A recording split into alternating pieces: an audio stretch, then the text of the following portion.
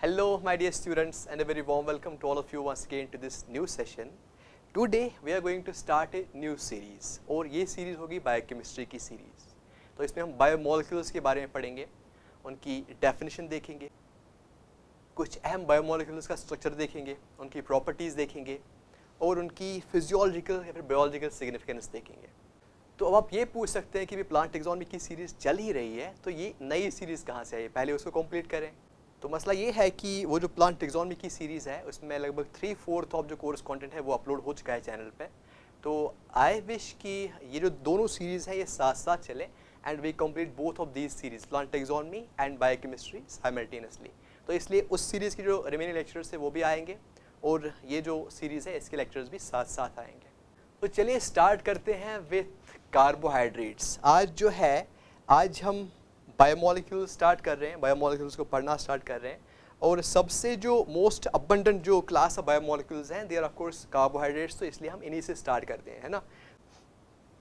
सो carbohydrates basically है क्या? They are a group of biomolecules, ठीक है। बायोमोलिक्यूल्स की बहुत से सारे टाइप्स हैं। Biomolecules they are the organic compounds which are synthesised by the living organisms, क्योंकि उनसे उनकी प्रॉपर फंक्शनिंग होती है। तो बायोमोलिक्यूल्स के बहुत सारे ग्रुप्स हैं। You got these carbohydrates, you got these nucleic acids, you got amino acids, proteins, you got lipids, isn't it? लेकिन हम स्टार्ट करेंगे कार्बोहाइड्रेट्स से। क्यों? क्योंकि this is the most abundant group of biomolecules. ये वो बायोमोलिक्यूल्स हैं जो सबसे ज़्यादा अबंडेंट हैं, ठीक है। So let us talk about them first. बाकी जो बायोमोलिक्यूल्स हैं उनकी बात इसके बाद करते हैं। So why do we basically study carbohydrates? क्योंकि कार्बोहाइड्रेट्स एक क्लास है बायोमोलिक्यूल्स का और इनकी जो फंक्शंस है ह्यूमन बॉडी में, प्लांट्स में या बाकी एनिमल्स में या इवन बैक्टीरिया में वो बहुत ज़्यादा है। कुछ एग्जांपल्स देता हूँ जनरल कार्बोहाइड्रेट्स की क्या क्या फंक्शंस होती है, इनकी जनरल फंक्शंस क्या होती है लिविंग ऑर्गेनिज्म में। उनसे आपको एक आइडिया मिलेगा that why do we study carbohydrates, carbohydrates की इंपॉर्टेंस हमारी लाइफ में या फिर जो बायोस्फीयर है इसके लिए कितनी है। तो कुछ कार्बोहाइड्रेट्स के एग्जांपल लेता हूँ। जैसे आपके पास एक इम्पॉर्टेंट कार्बोहाइड्रेट है ग्लूकोज या फिर फ्रुक्टोस है या फिर गैलेक्टोस है, ठीक है। तो इनमें जो सबसे फेमस कार्बोहाइड्रेट है जो सब ने सुना होगा, it is glucose, isn't it? तो अब जो ये ग्लूकोज है या इसकी तरह जो बाकी कार्बोहाइड्रेट्स हैं, ठीक है, they act as the primary source of energy for our cells. जो हमारी सेल्स फंक्शन करती है वो फंक्शन तो ऐसे ही नहीं करेगी, दे नीड सम एनर्जी, ठीक है। तो जो एनर्जी आती है वो बहुत सोर्सेज से आती है, लेकिन उनका जो एक मेजर सोर्स है एनर्जी का वो कार्बोहाइड्रेट्स ही होते हैं। जैसे आपके पास ग्लूकोज है। So carbohydrates basically they fuel cells. जो सेल्स की जो फंक्शनिंग होती है, जो इसके लिए एनर्जी चाहिए होती है, वो मोस्टली कार्बोहाइड्रेट्स से आती है। चलिए आई will be giving you an example of another famous carbohydrate, ठीक है, another famous carbohydrate and that is cellulose. Cellulose है, पेक्टिन है, एटसेट्रा, ठीक है। तो इसमें ये जो सेलुलोज है ये ऐसे कार्बोहाइड्रेट है जो लगभग हर किसी इंसान ने सुना होगा इसका नाम, ठीक है। तो अब जो सेलुलोज ये भी एक कार्बोहाइड्रेट है and what does it do? ऐसे कार्बोहाइड्रेट्स क्या करते हैं? They are involve in the structural integrity of the cells. जो प्लांट सेल्स होती हैं या फिर जो एल्गल सेल्स होती हैं, ठीक है, तो उनमें एक सेल वॉल होता है, ठीक है ना। तो सेल वॉल का जो मेजर कंपोनेंट होता है वो सेलुलोज का ही बना हुआ होता है। That means carbohydrates also play a structural role. तो ये तो होगी दूसरी function.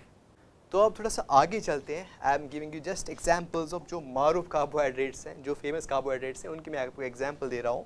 Late us talk about another carbohydrate, it is known as starch. क्या इसका एक इक्विवेलेंट है एनिमल्स में, वी कॉल दैट ग्लाइकोजन, ठीक है। तो ये भी ऐसे कार्बोहाइड्रेट्स हैं इनका नाम तकरीबन हर किसी ने सुना होगा और आई होप कि आपने भी सुना होगा, मे बी आपने इनके बारे में पढ़ा भी होगा, ठीक है। तो अब जो स्टार्च है, ग्लाइकोजन है या फिर ऐसे जो कार्बोहाइड्रेट्स हैं, they are stored in the living organisms. Starch आप देखोगे this is stored in plants, ठीक है, और जो ग्लाइकोजन है it is stored in animals, ठीक है। तो बेसिकली ये कार्बोहाइड्रेट्स ही होते हैं and they are stored as an energy reservoir. तो जब भी सेल कभी स्ट्रेस में आ जाती है, उसको एनर्जी नहीं मिल पाती है, उसके लिए रेडिली अवेलेबल कार्बोहाइड्रेट्स नहीं होते हैं, तो वो इन रिजर्वायर्स को यूज़ कर सकते हैं। तो अभी हमने देखा carbohydrates can fuel the cells, they can be used for the structural integrity of the cells, they can also be used as energy reservoirs. So are these the only functions of carbohydrates? No, इसके अलावा और भी बहुत functions हैं. You have heard about this DNA or you have also heard about this RNA. ये भी biomolecules हैं, एक क्लास ऑफ बायोमोलिक्यूल्स हैं, ठीक है, DNA and RNA, deoxyribonucleic acid and ribonucleic acid, ठीक है। तो ये जो मॉलिक्यूल्स हैं DNA and RNA, they play an important role in information transfer and transcription. You know, जो DNA होता है, it is transmitted from the parents to the offspring. That means information जो है वो ट्रांसमिट हो जाती है from parents to the offspring through this molecule, और फिर इस DNA को ट्रांसक्राइब किया जाता है इनटू RNA, और फिर जो RNA है it is translated, this message is translated then into the proteins. तो अब मैं ये क्यों बोल रहा हूँ यहाँ पे, क्योंकि हम कार्बोहाइड्रेट्स पढ़ रहे हैं, तो अभी हम घुस गए DNA RNA में, तो उसकी एक वजह है। वजह क्या है? क्योंकि ये जो DNA और जो RNA होता है, ये बेसिकली न्यूक्लियोटाइड्स का बना होता है, ये बेसिकली बना होता है न्यूक्लियोटाइड्स का। जैसे हम बोलते हैं कि जो प्रोटीन्स होते हैं, they are basically made up of amino acids. Amino acids are the building blocks of proteins. ऐसे ही जो nucleotides होते हैं, they are the building blocks of these nucleic acids, be it DNA और be it RNA, ठीक है। अब जो ये nucleotide है, ये भी किसी चीज़ का बना होता है।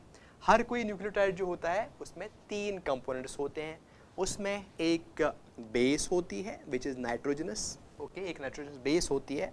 उसमें एक phosphate group होता है, और एक इम्पॉर्टेंट चीज़ जो होती है वो होता है एक शुगर, ठीक है, वो शुगर होता है। So it can B deoxyribose और इट कैन बी राइबोस, और जो राइबोस या फिर डीऑक्सीराइबोस होता है वो बेसिकली कार्बोहाइड्रेट ही होता है, ठीक है। तो अगर आपके पास कार्बोहाइड्रेट नहीं है तो आपका जो न्यूक्लियोटाइड है ये नहीं बनेगा। जब न्यूक्लियोटाइड नहीं बनेगा तो DNA या RNA नहीं बनेगा, ठीक है। तो वी कैन से कि जो इंफॉर्मेशन ट्रांसमिशन है फ्रॉम पेरेंट्स टू ऑफस्प्रिंग्स, फिर यहाँ से प्रोटीन्स बनाना अल्टीमेटली, ठीक है, it is ultimately dependent on these carbohydrates as well, ठीक है। तो कार्बोहाइड्रेट्स का इंपॉर्टेंस यहाँ पे भी है। सो आई होप कि ये चीज़ आपने अंडरस्टैंड करी। आई will be giving you 2 more examples, ठीक है, 2 और इम्पॉर्टेंट एग्जाम्पल्स देता हूँ। Consider this mucus. म्यूकस बहुत ही ट्रिवियल चीज़ लगती है, ठीक है ना। म्यूकस जो होता है, we humans produce it, ठीक है, and most of other animals they also produce it. अब म्यूकस का क्या होता है? This is protective in nature, इसकी बहुत सारी functions होती हैं। This can be having a lubricating function and this also has a protective function, ठीक है, because it contains certain enzymes, ठीक है, कुछ antibodies होती हैं, और उसके साथ साथ कुछ ग्लाइकोप्रोटीन्स होते हैं, ग्लाइकोप्रोटीन्स होते हैं, ग्लाइकोप्रोटीन्स होते हैं। तो all of these